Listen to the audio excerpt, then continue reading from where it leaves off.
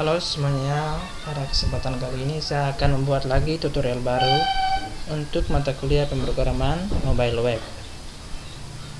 Pertama-tama saya akan memperkenalkan diri saya. Nama Bartolomeus Ahmad, NIM 20120138, kelas A, semester 4, program studi Teknik Informatika Strata 1. Oke, pada kali ini kita akan belajar menganalisis dan perancangan sistem basis data, studi kasus sistem informasi perpustakaan. Kita akan belajar bagaimana cara menganalisis dan merancang sistem basis data. Pada tutorial kali ini, untuk mata kuliah yang berhubungan dengan website, kita akan membangun sebuah sistem informasi perpustakaan. Nah, untuk studi kasus, kita akan menggunakan atau membangun sistem informasi perpustakaan di Stikom UI Lindo Kupang. Oke, selanjutnya perhatikan data atau informasi yang ada di layar. Fitur-fitur yang nantinya yang akan kita bangun, yang akan kita kembangkan dalam sistem informasi perpustakaan, ialah yang pertama login.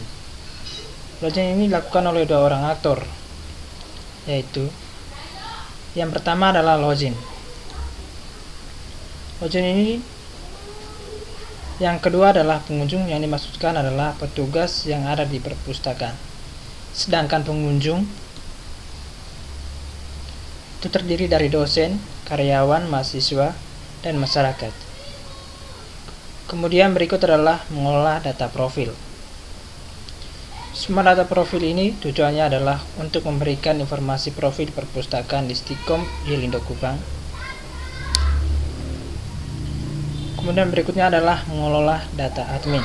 Data admin, mengolah data lemari, mengolah data rak, mengolah data penulis, mengolah data penerbit, mengolah fakta dan jenis buku, mengolah data buku, mengolah data pengunjung, mengolah data pinjam, mengolah data detail pinjam.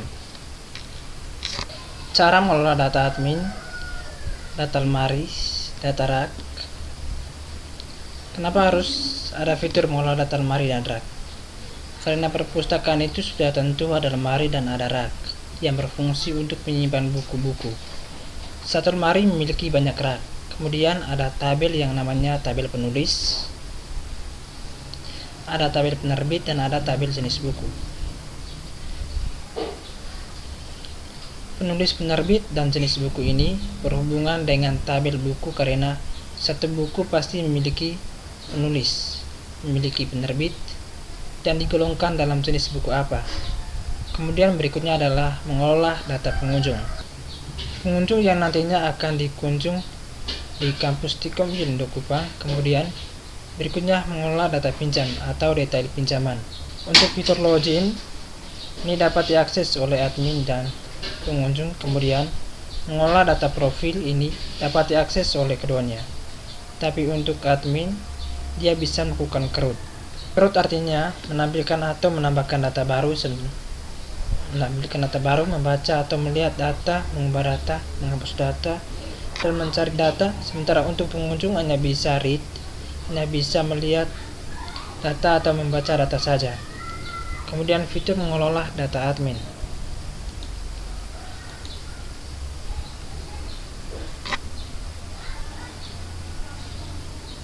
Fitur mengelola data admin hanya dapat diakses oleh admin sendiri, dan admin dapat melakukan CRUD. Kemudian mengelola data lemari, rak, penulis, penerbit, dan jenis buku. Ini juga hanya dapat diakses oleh admin, yang mana admin dapat melakukan CRUD juga. Untuk fitur pengelola data buku dapat diakses oleh semua aktor. Namun untuk admin ini dia memilih akses CRUD, sementara pengunjung hanya bisa untuk melihat, membaca, dan mencari atau read atau share read. Kemudian mengolah data pengunjung. Ini admin yang dapat melakukan CRUD, sementara pengunjung bisa create atau menambahkan data baru. Membaca atau melihat data, mengubah data, namun tidak bisa menghapus data. Di sini ada catatan pengunjung. Sistem ini tidak menangani transaksi keterlambatan pengambilan buku. Catatan pengunjung ini hanya bisa menambah, membaca, dan mengubah datanya sendiri. Tidak bisa mengubah, menambah, atau membaca data pengunjung lain kemudian. Berikutnya adalah pengelola data pinjam, detail pinjam. Ini satu kesatuan yang mana dapat diakses oleh semua aktor atau admin. Dia bisa melakukan crowd dan pengunjung juga bisa melakukan crowd. Namun pengunjung hanya bisa mengelola datanya sendiri, yakni data pinjaman. Ubah dan hapus dibatasi jika datanya sudah diproses. Artinya data yang sudah divalidasi oleh admin, maka datanya tersebut tidak bisa lagi diubah dan dihapus. Ada beberapa catatan yang perlu diketahui. Yang pertama, sistem ini hanya nanti akan kita kembangkan tidak menangani transaksi keterlambatan pengembalian buku. Yang kedua, jumlah buku yang dikembalikan harus sama dengan jumlah buku yang dipinjam. Ada dua aktor yang terlambat dalam sistem ini, yakni admin dan pengunjung. Kategori pengunjung terdiri dari dosen, karyawan, mahasiswa, dan masyarakat. Pengembangan sistem menggunakan Visual Studio Code dan Exam versi 7.4.27 dan PHP versi 7.4. Versi PHP yang terbaru adalah versi 8, namun kita belum bisa menggunakan versi 8 karena ada beberapa hosting yang support baru sampai di versi 7, belum sampai versi 8.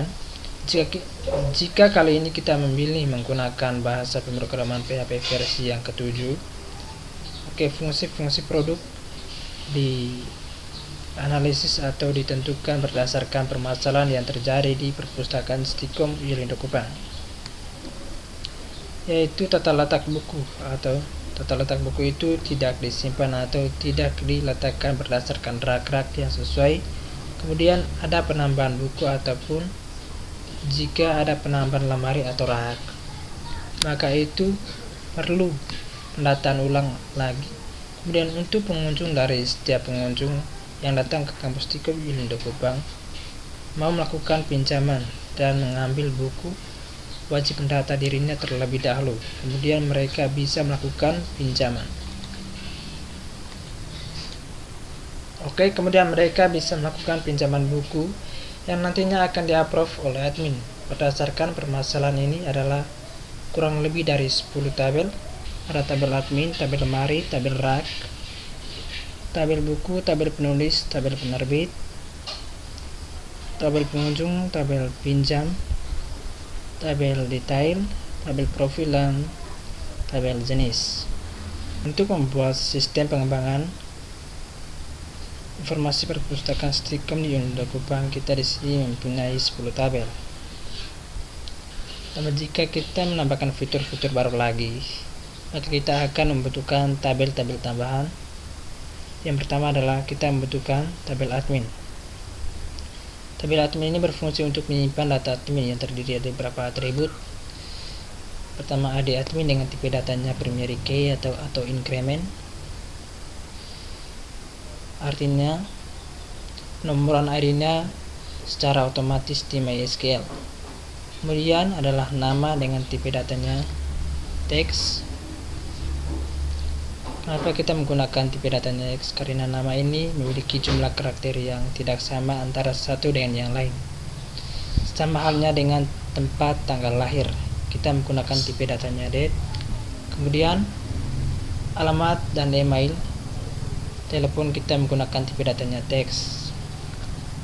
Kenapa telepon tidak menggunakan tipe datanya teks atau integer atau varchar? Telepon itu sebenarnya dia terdiri dari angka-angka saja. Kalau terdiri dari angka-angka saja, pasti menurut pemikiran orang pada umumnya itu kita harus menggunakan tipe datanya integer atau number. Perhatikan untuk memilih tipe data yang sesuai, apakah teks atau varchar, integer, number. Kita harus tahu terlebih dahulu fungsi dari atribut tersebut. Misalkan telepon, apakah telepon itu suatu saat dia terlibat dalam operasi perhitungan atau tidak. Menurut saya tidak, karena telepon itu sama seperti string, pada umumnya huruf atau angka. Huruf-huruf namun diwujudkan dalam bentuk angka, dan dia tidak suatu saat nanti tidak akan terlibat dalam operasi perhitungan. Demikian kita akan menggunakan tipe datanya adalah teks. Kenapa teks? Karena teks bisa membuat semua angka atau huruf karena karakternya adalah simbol. Kemudian kenapa tidak menggunakan varchar? Varchar digunakan untuk data-data yang jumlahnya karakternya sama, sementara telepon tidak sama, ada yang 12 dan ada yang 13. Total NIM adalah 8, berarti kita pakai varcharnya 8, atau NIK atau nomor induk kependudukan, jumlah karakternya 16, berarti kita menggunakan tipe datanya adalah varchar dengan lebarnya 16. Nah, nomor telepon tidak sama, jadi jika memutuskan memilihnya teks atau password digunakan tipe datanya teks juga karena jumlah karakternya tidak sama. Sementara status admin kita pakai karakter atau tipe datanya status saja, karena nanti rencananya status yang dimaksud adalah status admin, apakah aktif atau tidak aktif. Kalau aktif kodenya 1, dan kalau tidak aktif adalah kodenya 0. Ketika kodenya adalah 0, maka admin tersebut tidak bisa mengakseskan sistem lagi karena statusnya adalah tidak aktif. Jadi untuk fungsi sebagai tools, jika suatu saat admin sudah mengundurkan diri atau keluar, maka kita setting menjadi tidak aktif atau blokir atau 0.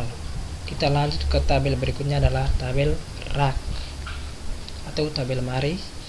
Tabel lemari ini terdiri dari 2 atribut saja, karena memang kita hanya membutuhkan ID lemari dengan tipe datanya integer, primary key, dan atau increment. Kemudian nama lemari kita gunakan tipe datanya teks, karena jumlah karakternya pasti tidak sama antara satu dengan yang lain. Kemudian berikutnya adalah tabel rak. Tabel rak ini seperti yang saya jelaskan sebelumnya, satu lemari memiliki banyak rak, artinya di dalam lemari itu pasti ada rak.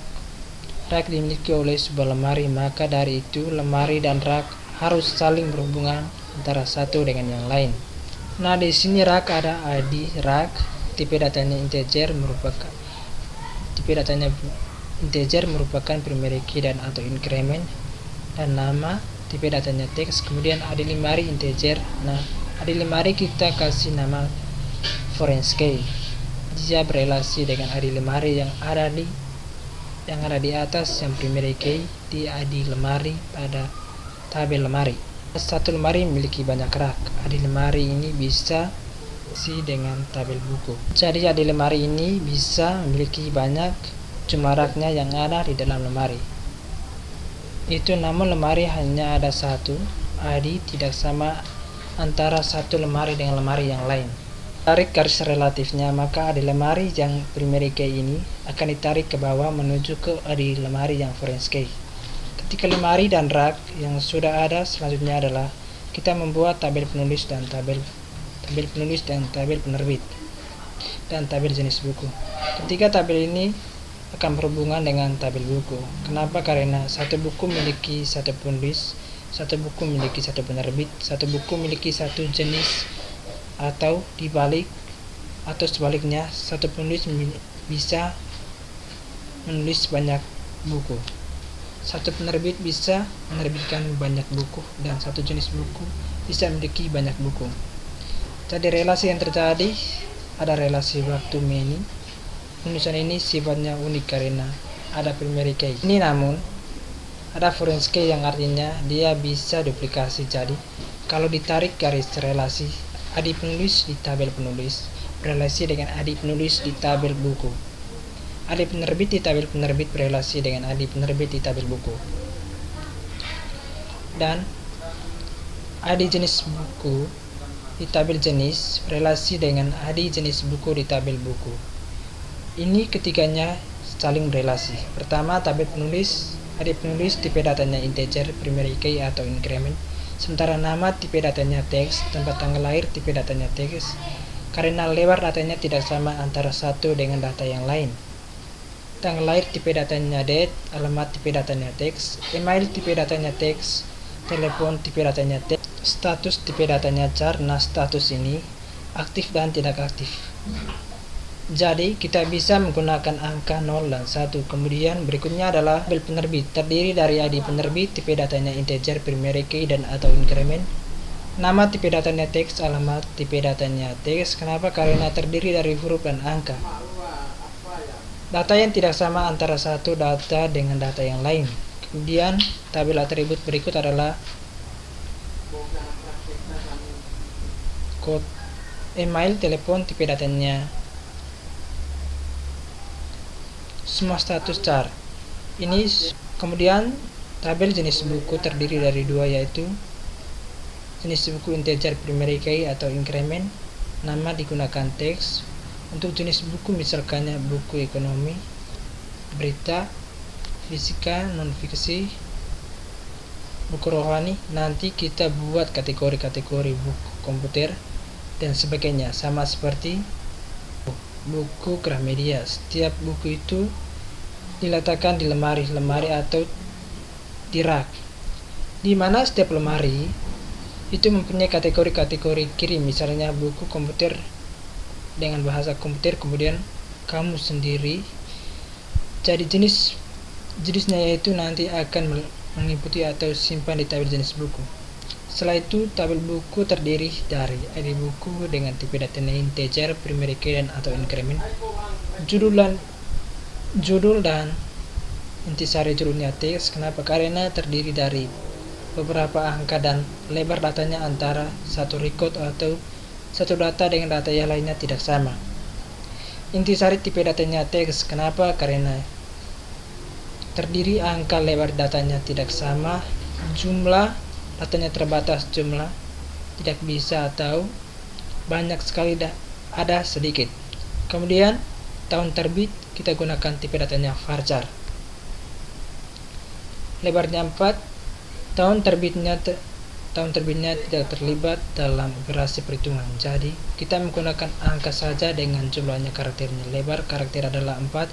ISBN kita gunakan teks, dan di sini judul, di sini 0. Kenapa 0? Artinya untuk atribut di data boleh kosong, karena ada buku yang ada buku misalnya koran dan sebagainya, itu tidak memiliki ISBN, sehingga kita biarkan kosong. Jumlah halaman dan jumlah buku dengan tipe datanya integer, karena nanti di statusnya terlihat dalam operasi perhitungan. Kemudian ID penulis dengan ID penerbit. Jenis buku ini adalah foreign key dan primary key. Masing-masing tabel ini dia sifatnya adalah foreign key. Dia bisa berulang datanya di satu aplikasi. Kemudian status adalah char 0, artinya 0 tidak 0. Itu artinya, ingat, misalkan habis atau rusak atau seperti apa, nantinya kita pikirkan lagi. Kita memiliki dengan angka travel yang 1 digit saja. Oke, selanjutnya adalah kita akan bahas tentang tabel pengunjung. Pengunjung yaitu terdiri dari ID pengunjung, tipe datanya integer, primary key atau increment. Nama tipe datanya teks, karena terdiri dari angka, tempat lahir, tanggal lahir. Kita pakai tipe datanya date. Alamat, jenis kelamin, tipe datanya varchar yang panjang karakternya 9. Ini pasti antara laki-laki dengan perempuan. Kalau dihitung jumlah karakternya adalah 9. Email kita gunakan tipe datanya teks. Telepon kita gunakan datanya teks. Kategori kita gunakan tipe datanya teks. Nah, untuk tabel pengunjung ini dia akan berrelasi dengan tabel pinjam. Nah, karena satu transaksi meminjam di dalam tabel pinjam. Ada pinjaman dengan tipe datanya integer, primary key, dan atau increment. Pinjam tanggal berapa, tipe datanya date. Tanggal kembali dengan artinya buku itu, transaksinya itu yang membuat buku kembali tanggal berapa. Di sini kita gunakan date, namun tipe datanya 0. Nol artinya pada saat dia meminjam pertama kali maka hanya terinput tanggal pinjam, tanggal kembalinya masih dalam keadaan nol. Nah, ketika bukunya dikembalikan, baru kita tinggal mengupdate. Kita ubah saja tanggal kembalinya dari 0 menjadi bernilai, kemudian pinjam, mentransaksikan pinjam itu oleh siapa. Nah, berarti di sini relasinya dengan ID pengunjung dengan pengunjung otomatis pinjam oleh pengunjung, kemudian statusnya apa? Apakah di status itu baru mengambil buku peminjaman atau pengembalian?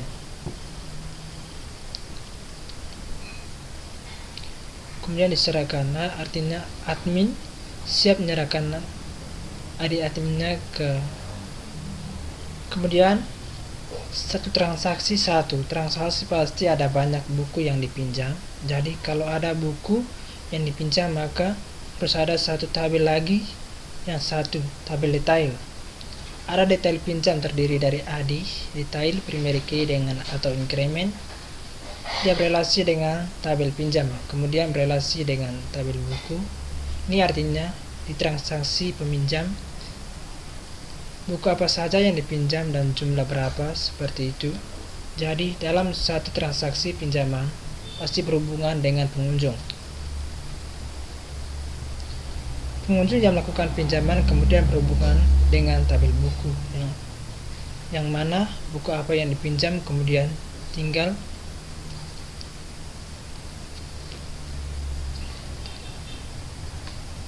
dan tabel detail antara relasi dengan tabel buku. Jumlah buku yang dipinjam berapa dengan tipe datanya integer.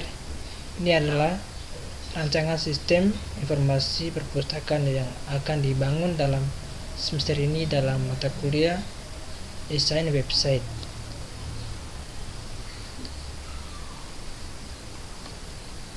Oke teman-teman, untuk tutorial pertama sistem analisis perancangan perpustakaan Istiqom Wilayah Kupang. Sekian dan terima kasih.